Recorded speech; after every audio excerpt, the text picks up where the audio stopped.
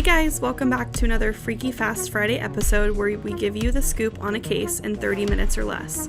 So sit back, make yourself a drink or a cup of tea, and join us for this week's episode.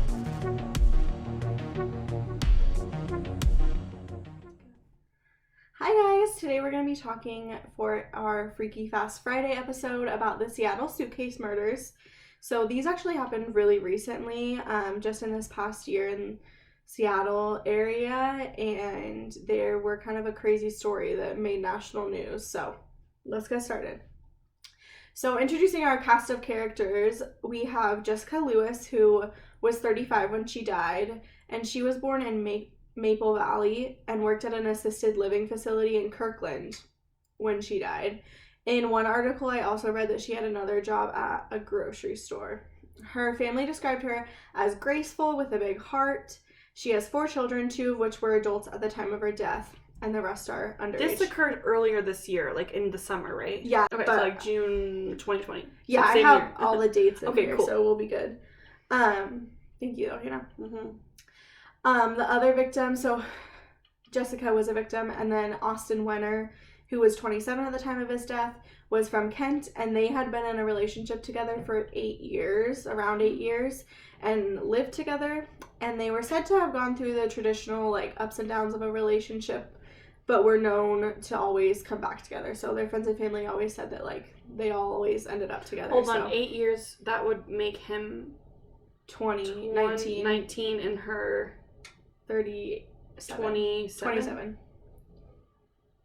Honestly, I've heard weirder stories. I don't know. I'm reading into this too much. Trust me, we'll get into some in the next episode. We'll get into some weird age things. So okay, don't even worry about it. And then also introducing the alleged murder. I don't believe that. I mean, their case hasn't been gone to court yet, partially probably because of COVID. But who has been charged with their murders is Michael Lee Dudley, who was 62 at the time. I think he's still 62. And he lived in Burien, and rented rooms in his home out to renters. So he was basically their landlord. According to his ex-girlfriend, she dated him on and off between 2002 and 2016, and she says that she was grateful that they finally broke up for good. So not a good sign, obviously. Dudley has been charged with assault for a fight that he had with Gordon. Gordon is his ex-girlfriend. Yeah.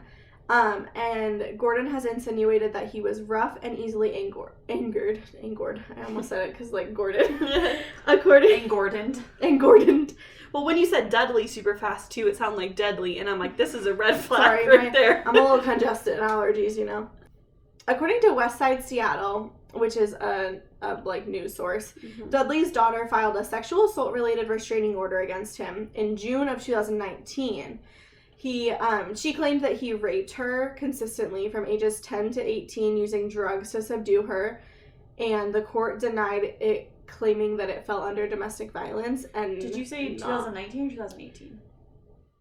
This happened in 2019. So this was before. She filed the restraining order in 2018, though. Yes. So this was like almost 2 whole years before. 1 year. Oh, no, you're right. 2 whole years. Math is hard. I forgot it was 2020 and not 2019, okay? I'm trying to forget about 2020. Yeah, 2020 doesn't count.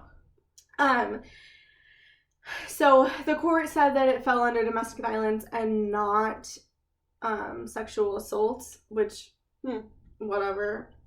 Poor lady. I mean, I hope that she gets her justice. But additionally, his daughter turned 18 in 2007, so it's possible a statute of limitations arose as well as an issue in that specific court case. And so, I think it could be both. So domestic violence and sexual assault. I read. Why would it not be sexual assault just because it's your family member? Well, so I read something about, like, this is going to be really graphic, so trigger warning, skip ahead 15 seconds if you don't want to hear this. I read something that said that he would, like, force her to watch him masturbate. Like, so he technically wasn't touching her, but, like, he, like, assault. Made her, and this was, like, young. She was, like, it started happening when she was around 10. Her dad? So it was her dad. Ugh. Yeah. Disgusting.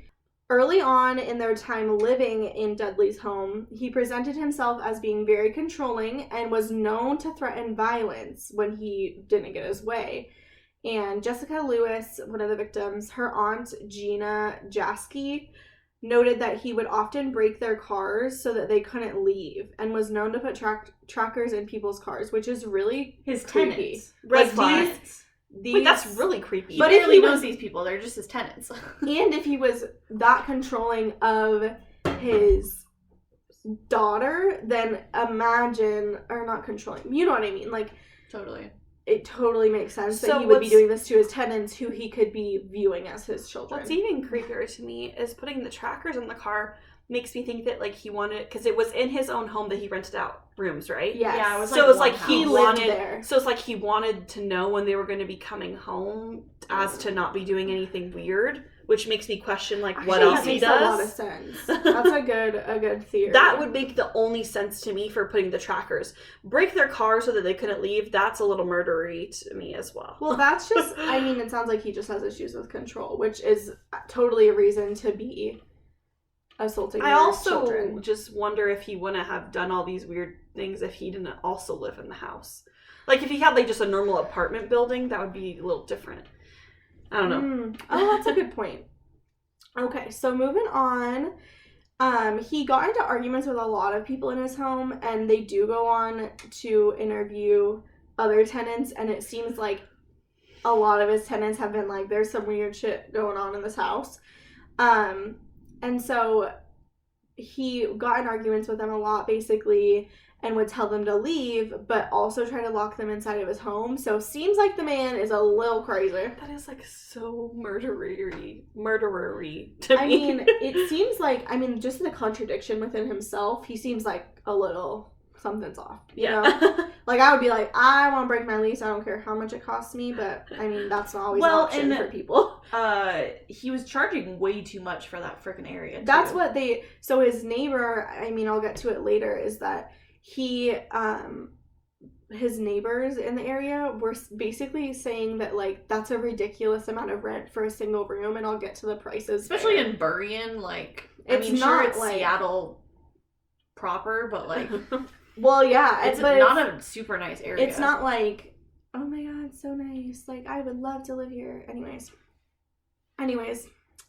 So, he also, the aunt, Gina, Jessica's aunt, also noted that there was an alleged incident where he beat a dog to death for messing with his chickens and then left the dog's dead body outside in the open to scare them. Like, scare intimidate the dogs? the tenants. No, the Oh tenants. my god. So it's creepy because, like, there's certain lines you don't cross. Even in, like, films, like, they don't cross. They don't usually kill children.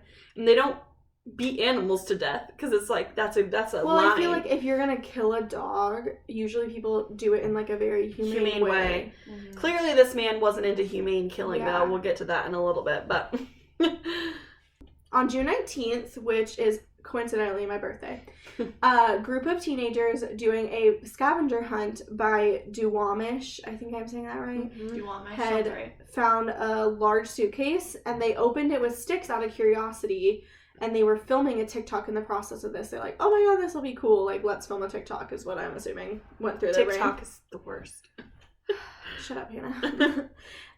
They were reportedly rando Rando-nodding. nodding. So I went on Reddit. I have a weird obsession with Reddit, and it's basically like this thing where I think it's like an app. It's called Randonaught, and like it gives you- geocaching kind of. it's kind of like geocaching, but it'll just give you random coordinates and you go there. Interesting. And there's like a whole Reddit community of it. And So it's like similar to geocaching kind of concept where you are searching. yeah.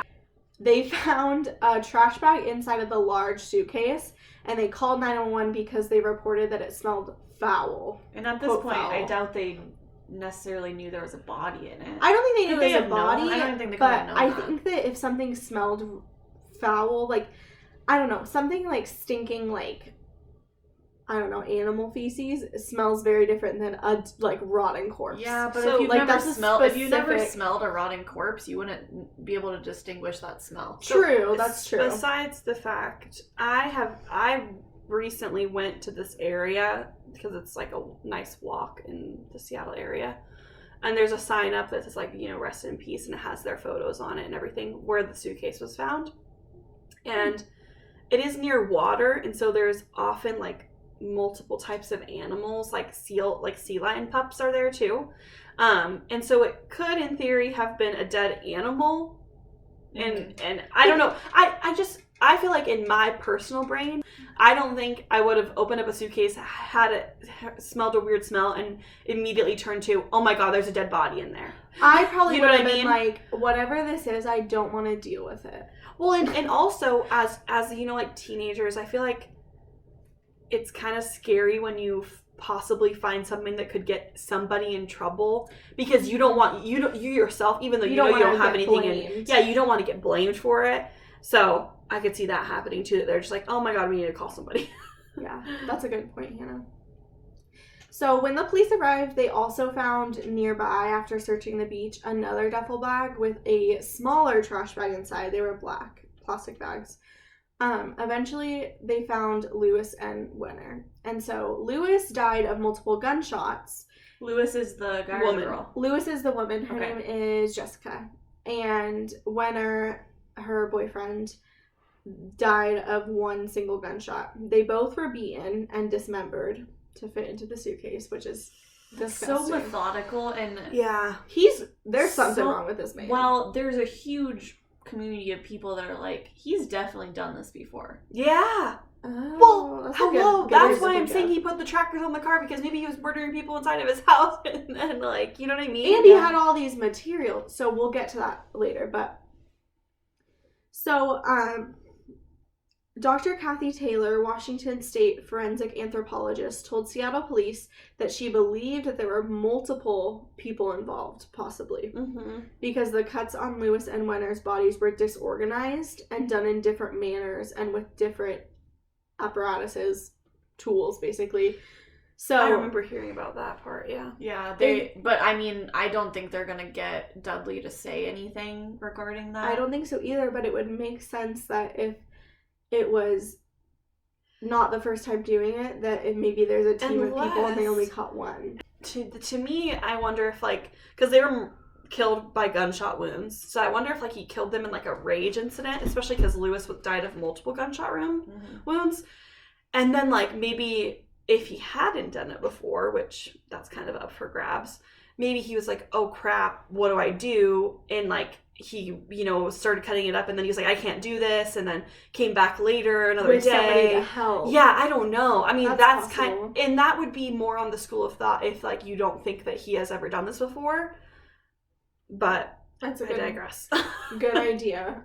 It does seem very specific. Like, that's a very specific MO, as you might say, of getting rid of a body. And knowing his past experiences with violence, it's not likely that this is the first time that he's just snapped on somebody. So I think that's something to consider as well. Especially because he had the foresight to dismember their bodies and put them in suitcases, hoping that they would sink in the ocean, which never happens. That's why they find bodies on beaches all the time. Well, and I also, mean, not all the time, but... like, just as a side note, if you really wanted something to sink, like, in the middle of the ocean, you wouldn't put it, like, near the bank, knowing how much...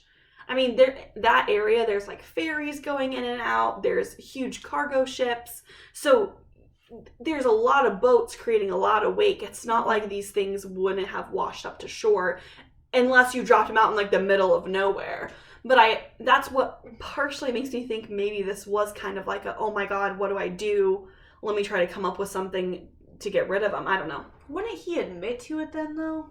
He painted over some of the blood on the wall in their room, which is weird. Like, there was dried blood on the wall where he killed them, and he just, like, painted over it, which is strange. Like, you didn't try to clean it? I would probably But clean you can still it see the and blood. then paint it. Is there photos of that? If we can There find might a be photo, somewhere. we might have to put it on the Instagram so you guys can see. So check out the Instagram and see if it made it up there. And also, to bring up again, they shared one single room in this house with, like, communal living spaces, basically, with other tenants and Dudley. and they paid $1,500 in rent for this one room. And just like for reference, I live in the greater Seattle area and I pay only like $1,700 for a 2-bedroom apartment. So with no roommates. So this is a little bit ridiculous to pay $1,500 and have communal living spaces and have a murderer as a landlord. And like be living with your landlord. I don't know. Upon an investigation, while they started investigating, they found that Michael Lee Dudley, the landlord, was reportedly mad at them for being unable to pay rent, and he quoted, bringing potential crime and activity to his home. So he was like concerned about them doing sketchy stuff. I don't know if they were doing sketchy stuff, but that was like a possibility that they thought. So family members say that Wenner and Lewis were assaulted by men that showed up at Dudley's house fairly recent to this murder. I do remember them not knowing if it was related to crime, but they believe that it was related to Dudley's. Like, they knew who Dudley was and just assaulted whoever was at the home. Or, like, maybe, I wonder if this was after the fight that they had about, like, the inability to pay rent. I wonder if he, like, had some, like, hitmen kind of come to the house and rough him up and see if, like, that could take care of his problems. Yeah. I don't know. I don't know, but they didn't. Yeah, this is pretty much all theory because, like, just random theories because we don't know yet. Another witness is a tenant that moved into Dudley's house on June 9th, which is the day that they were reportedly killed, and said that his glasses were broken and that he appeared to have scratches. She walked into her room and found the room that was supposed to be hers, and he helped her move in that day. And when she walked into the room to, like, check it out, basically, there was a heap, like a giant pile of clothes on the floor with an arm, like a hand, sticking out from underneath it. Oh my god. And when she was like, the heck, he said that he needed to clean up and asked if he could take her somewhere else. Like, he offered to drive her somewhere else while he, like, fixed the place for her. I don't know. Sounds sketchy. I would have been like, I'm not fucking moving in with you, dude. Like, I don't know. Would you have? I would not have. But while she was leaving to go somewhere else, she said that she saw him laying out pieces of plastic in the basement, which would immediately, for me, be a red flag, and I probably would not go. I would probably think I was about to get murdered. I would, yeah, like, that's not something that you're just like, oh, fun, plastic in the basement. I don't know. So when she asked Dudley why he was laying out plastic in the basement, he said, let's put it this way, his gun misfired and mine didn't, and that is a quote. I mean, I feel like that's, like, so, like, it's like a villain catchphrase. Also, why would you say this to somebody? Like, I don't know. If I wanted to get away with something, I would not. Well, and say that. It's demonstrably not true because there wasn't any evidence that Jessica or Austin. There's no evidence that either of them had a gun, or that another gun was involved in this. So just a weird thing to say, in my opinion. I don't understand why you would just throw that in there. I would have probably tried to, I mean, I would never murder somebody, so there's that. But I feel like I would say something like, oh, it's for this. Like, something totally different. You wouldn't be like, I'm burying a body. Which, again, makes me think that this is the only time he has done something like this. Or at least to this extent. Hey, people on Reddit will fight you on that. Because people on Reddit want to believe he's a serial killer. And we just don't know that yet. To be fair, there have been a lot of murders in the Seattle area. But this is, and like Abby was saying, this is the first one that has, like, a very specific MO and has, you know, the suitcases and they're cut up. So and honestly, dismembering the body in order to hide it is very mafia to me. It's not that uncommon.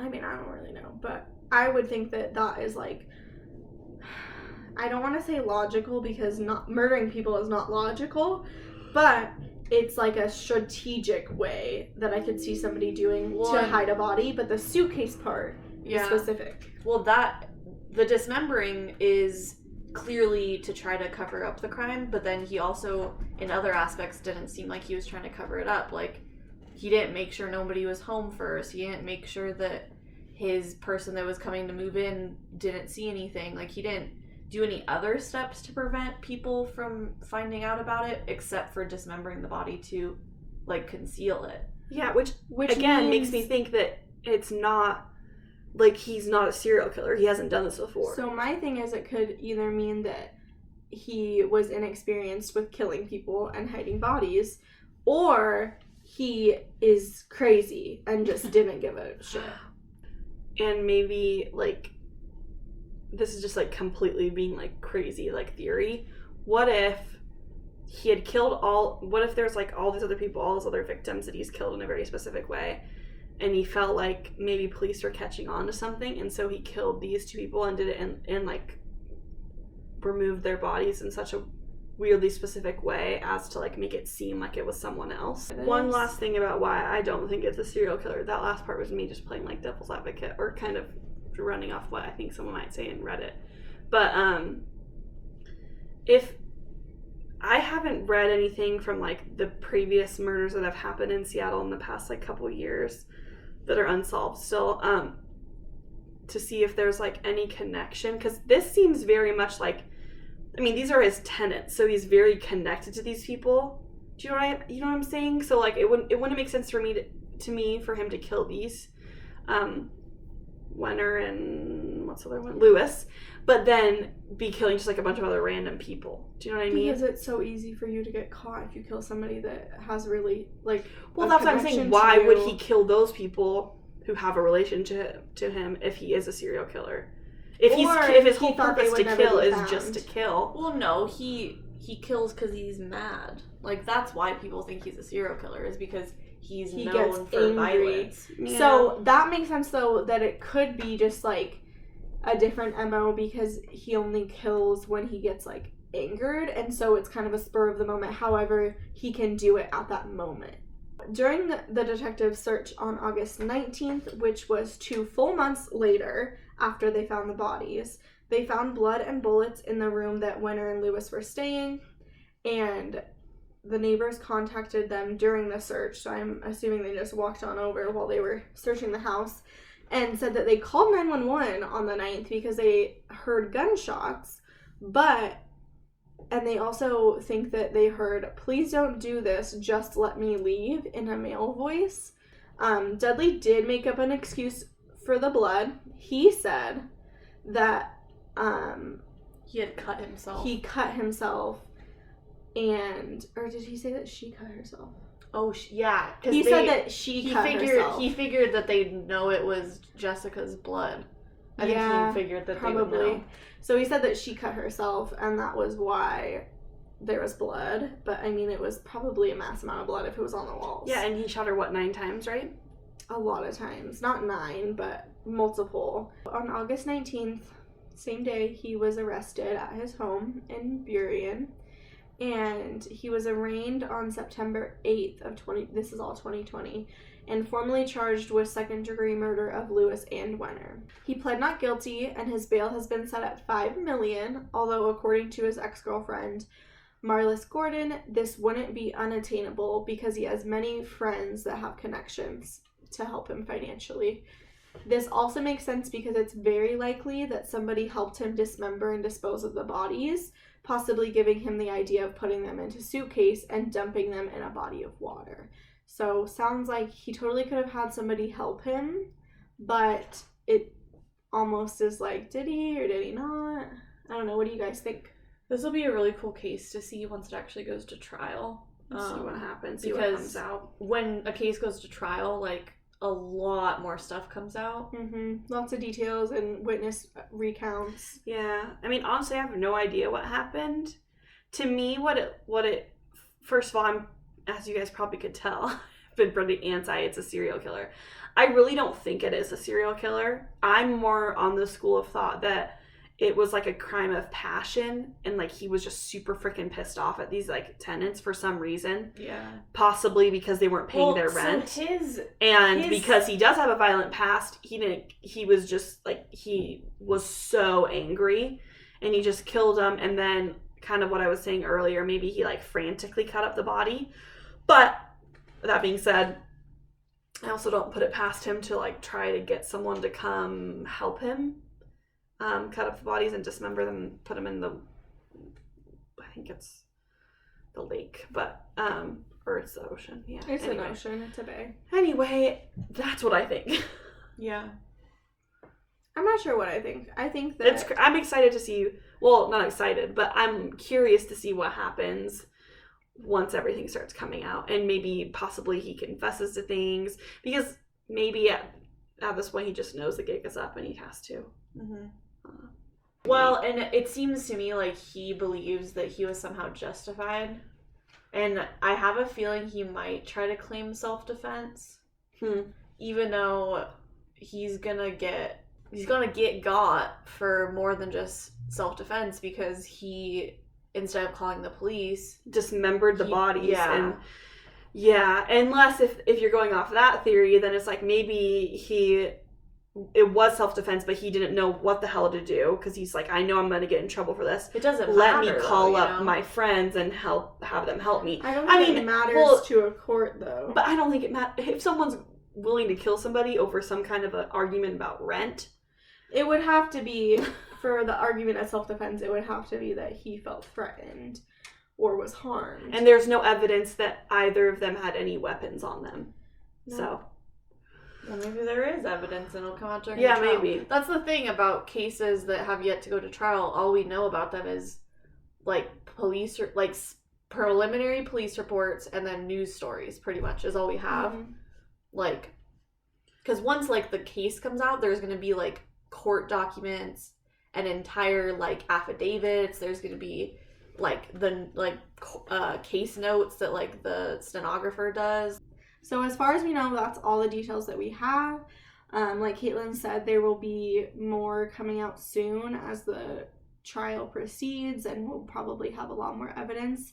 So I can definitely see us doing a future episode on this case, like a part 2. Yeah, like a follow-up or something. A full episode, yeah, or maybe another mini episode. And so look out for that. Probably won't be for a hot minute because COVID, but something to hope for in the future. Don't forget to follow us on our social medias.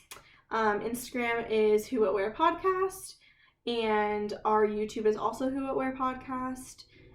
We're gonna post some relevant pictures on Instagram as always, so look up for us at Who What Where Podcast. And we'll see you guys next time. Thanks so much for tuning in.